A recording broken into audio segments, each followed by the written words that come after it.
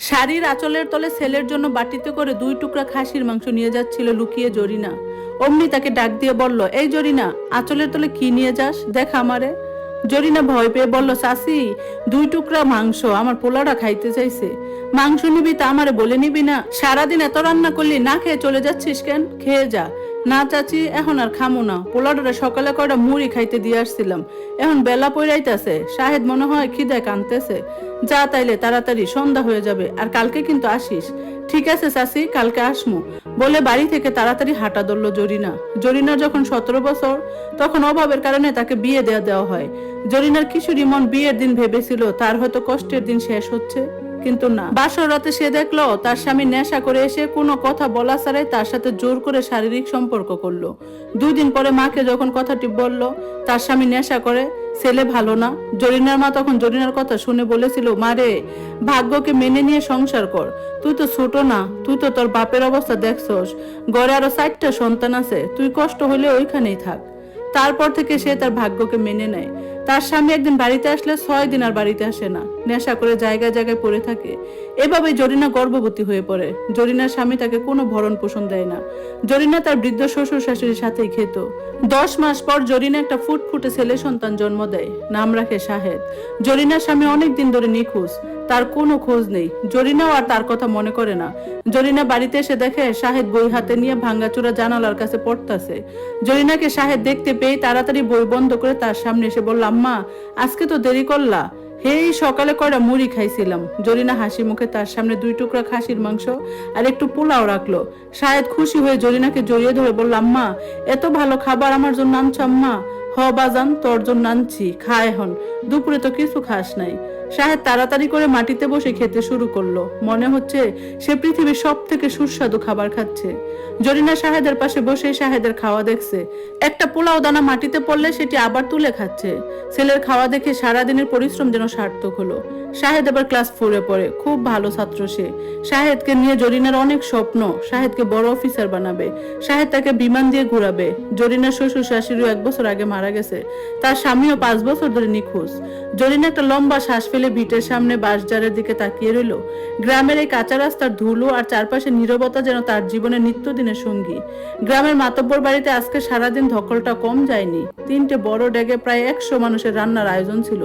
বড় বড় হাড়ি ঠেলতে ঠেলতে জরিনার 2 হাতের কাজ যেন অবশ হয়ে আসছে। কিন্তু সেই কষ্টের কথা তার মনেই থাকে না যখন সে দেখে শাহেদ এক মনে থালা পরিষ্কার করে খাচ্ছে।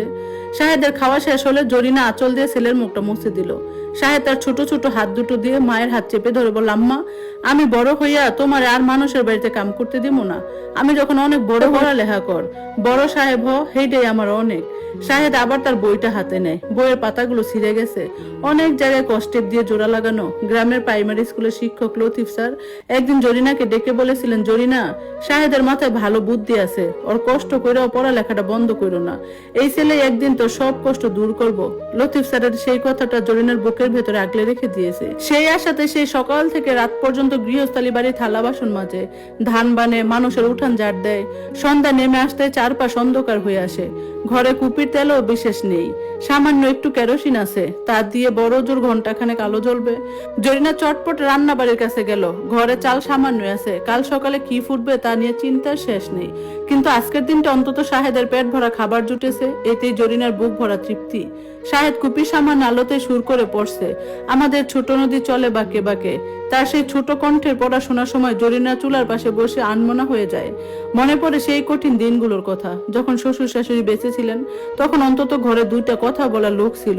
বুড়ো মানুষ দুটো শেষ বয়সে খুব কষ্ট পেয়েছিল, ওষুধ তো দূরের কথা, শেষ সময় এক ফোঁটা ভালো পথ্য জরিনা তুলে দিতে পারেনি। শাশুড়ি মরার আগে জরিনার হাত দুটো ধরে বলে গিয়েছিল, বৌমা, আমার পোলার আশা তুই আর করিস না, সে হয়তো আর বেঁচে নাই, তুই সাহায্যে দেখে রাখিস।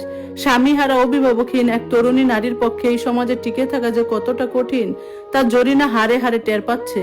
কিন্তু সে দমে যায়নি। কাজের তাগিদে যখন মাতব্বর বাড়ির গৃহিণী কিংবা গ্রামের অন্যান্য মাতব্বরেরা তাকে নানা কটু কথা শুনিয়েছে, সে চুপচাপ মাথা নিচু করে সহ্য করেছে।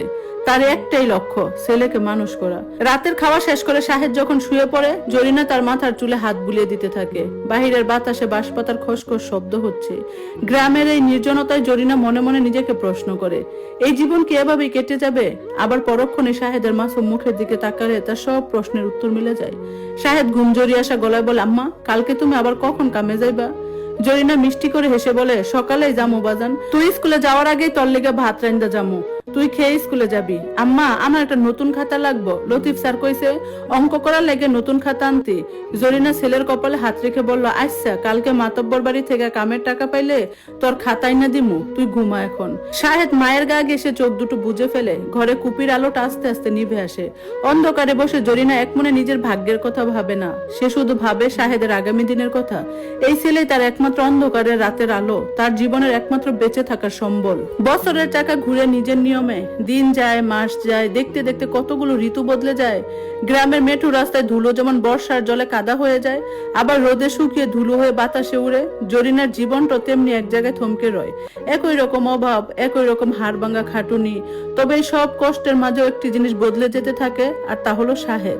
শাহেদ এখন আর সেই প্রাইমারির ছোট বাচ্চাটা নেই। হাই স্কুলের গন্ডি পেরিয়ে সে এখন শহরের কলেজে পড়ে। প্রতিদিন গ্রাম থেকে হেঁটে 3 মাইল দূরে গিয়ে বাস ধরে শহরে যেতে হয় তাকে। ছেলে যেমন দিন দিন লম্বা চওড়া হচ্ছে, তেমনি তার পড়াশোনার খরচও বাড়ছে জ্যামিতিক হারে। জরিনা আগের চেয়েও বেশি খাটে। মাতব্বর বাড়ির কাজের পর আরো 2টি বাড়িতে ঝিয়ের কাজ নিয়েছে সে। রাতে চোখে যখন ঘুমের ক্লান্তি নেমে আসে, তখন সে খুপে আটকে রাখা 2টো মুরগির ডিম বা নিজের হাঁসের ডিমগুলো জমিয়ে রাখে শাহেদের বাজারে বেচার জন্য, যাতে শাহেদের যাতায়াত ভাড়া টাকাটা উঠে আসে। তবে শাহেদ আর আগের মতো নেই। সেই যে ছোটবেলায় মায়ের সেরা আঁচল ধরে মিষ্টি মিষ্টি কথা বলতো, মায়ের হাতে রান্না খাবারের বাটি দেখে আনন্দে জড়িয়ে ধরতো, সেই আবেগগুলো এখন যেন উবড়ে গেছে। কলেজের ছেলেদের সাথে মিশে সে এখন নিজেকে নিয়ে বড়ই লজ্জিত। তার পরনের জামাটা কেন অন্য ছেলেদের মতো সুন্দর নয়? কেন তার মা অন্যের বাড়িতে থালা বাসন মাজে? এসব চিন্তার ভেতরে এক অদ্ভুত জেদ তার বিরক্তিতে জন্ম দেয়। জরিনা যখন রাতে হাত পা ব্যথায় কুকড়ে যাওয়া আঙ্গুল নিয়ে খেতে বসে, শাহেদ তখন পড়াশোনার বাহানায় একপাশে মুখ ফিরিয়ে বসে থাকে।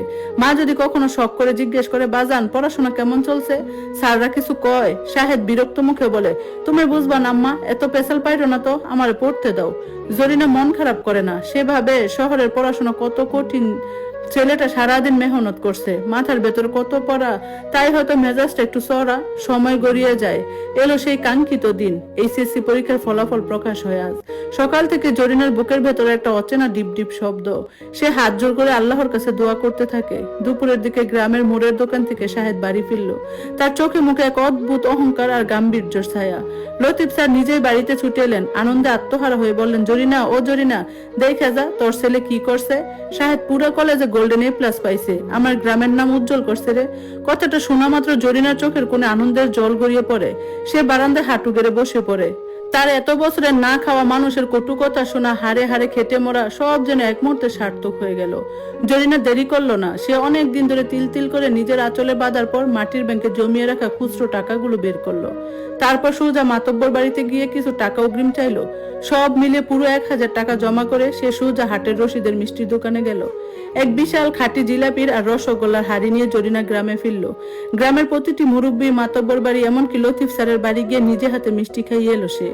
যে হাত দিয়ে সে অন্যের বাড়ির একটু পরিষ্কার করে, আর সেই হাত দিয়ে মিষ্টি দিতে গিয়ে তার বুকটা গর্বে ভরে উঠছিল। বলছিল, আমার শাহেদ গোল্ডেন পাইছে গো চাচা, দোয়া করেন আমার বাজান যেন অনেক বড় সাপ হইতে পারে।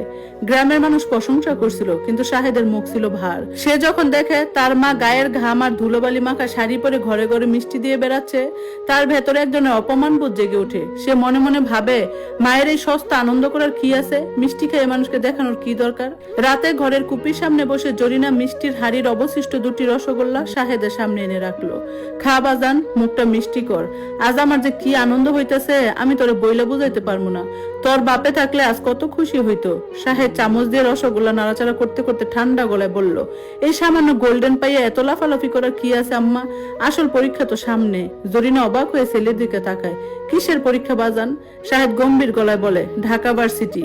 ঢাকায় গিয়ে কোচিং না করলে চান্স পাবো না। দেশের সেরা জায়গায় পড়তে হইব আমারে। গ্রামে বাই ছোট ছোট শহরে পড়া থেকে আমার কোনো লাভ নেই। জরিনা এক মুহূর্ত থমকে যায়। সে ঢাকা শহরের নাম শুনছে, কিন্তু সে শহর কত দূর, সেখানকার খরচ কেমন তার কোনো ধারণা নেই। সে মৃদু স্বরে বলল, ঢাকায় যাইতে কত টাকা লাগবে রে বাজান? অনেক টাকা। সাহেব বিরক্তি নিয়ে বলে, কোচিং ফ্রি, মেসের ভাড়া, খাউন, বইপত্র সব মিলিয়ে প্রথম থেকে 15 থেকে 20,000 টাকা লাগবে। তারপর তো প্রতি মাসে খরচ আছেই। 20,000 টাকা শব্দটা যেন জরিনার মাথার উপর এক বিশাল পাথরের মতো এসে পড়লো। যেখানে প্রতিদিনের চাল ডালের টাকা জোগাড় করতে হিমশিম খেতে হয়, সেখানে এত টাকা সে কোথায় পাবে? জরিনা কাতর গলায় বলল, বাজান রে, এত টাকা আমি কই পামু? তুই তো জানোস আমার হাতে কিছু নাই। তুই যদি এই শহরের কোনো বড় কলেজে ভর্তি হইতি। কথাটা শেষ করার আগেই শাহেদ থালাটা ঝনঝন শব্দে সরিয়ে রেখে দাঁড়িয়ে গেল। তার চোখে তীব্র ক্ষোভ। আমি জানতাম তুমি এই কথাই বলবা। শাহেদ চিৎকার করে উঠে বলে, অন্যের বাড়ি কাম করে আমার খালি খাইতে দিছো, কিন্তু আমার ভবিষ্যৎ গড়ার ক্ষমতা তো তোমার নাই। শহরের অন্য ছেলেরা কত সুযোগ পায়, আর আমার এই গ্রামে পইরা পইরা মরতে হইব। যদি টাকা জোগাড় করতে না পারো, তাহলে ছোটবেলায় আমার এত পড়ালেখার স্বপ্ন দেখাইছিলাকে? এত বড় অফিসার হওয়ার কথা কেন কইছিলা? শাহেদের কথাগুলো যেন চাকুর মতো জরিনার পিঠে এসে পড়ে। যে ছেলেটা যেন সে নিজের পুরো যৌবন, ক্ষুধা আর সুখ বিসর্জন দিয়েছে, সেই ছেলে আজ তাকে এই কথা বলছে। জরিনার বুকের ভেতরটা দুমড়ে মুচড়ে গেল, কিন্তু সে কোনো প্রতিবাদ করলো না। শাহেদ এক কোণে গিয়ে উল্টো হয়ে শুয়ে পড়লো। অন্ধকার ঘরে কুপির মৃদু আলো জ্বলছে। জরিনা বাঁশের বেড়ার ফাঁক দিয়ে রাতের আকাশের দিকে তাকিয়ে রইল। তার মনে পড়ে গেল বাসর রাতের কথা, মনে পড়ে গেল শ্বশুর শাশুড়ি মরার দিনের কথা। সে সারা জীবন শুধু সহ্যই করে এসেছে, আজ ছেলের এই কঠিন শব্দগুলো তাকে সহ্য করতে হচ্ছে। পরদিন সকালে শাহেদ ঘুম থেকে উঠে দেখে মা ঘরে নেই, রান্নাঘরে কোনো হাড়ি চড়েনি। শাহেদের মনে এক অদ্ভুত জেদ চেপে বসেছিল। সে স্থির করেছিল, মা যদি টাকা না দেয় তবে সে পড়ালেখাই ছেড়ে দিবে। সকাল 10টার দিকে জরিনা ঘর যায় ফিরে এলো। তার মুখটা খুব ফ্যাকাশে, গায়ের শাড়িটা ধুলো মাখা। সে শাহেদের সামনে এসে দাঁড়ালো, হাত দুটো কাঁপছিল। জরিনা তার শাড়ির আঁচল থেকে একটা পুরনো কাপড়ের পুটলি বের করে শাহেদের হাতে দিল। শাহেদ পুটলিটা খুলে দেখে ভেতরে সামান্য কিছু টাকার নোট আর একজোড়া ছোট সোনার কানের পাশা আর সোনার নাকের নোলক। জরিনা নিচু স্বরে বলল, তোর দাদি মারা যাওয়ার আগে ছোট সোনার জিনিস দুইটা আমারে দিছিল, কইছিল বিপদ আপদে কাজে লাগাইতে। আমি সকালে মাতব্বরের বড় বউর কাছে গিয়ে এগুলো বন্ধক থুই আসমো, আর ভিটা বাড়ির পেছনের মেহগনি গাছটা বিক্রি করে দিলে মাতব্বরের কাছে সব মিলিয়ে 15,000 টাকা হইব। এই নে বাজান। শাহেদ টাকার জিনিসগুলোর দিকে তাকিয়ে আছে। তার চোখের সামনে এখন ঢাকার চকচকে রাজপথ, বড় বিশ্ববিদ্যালয়।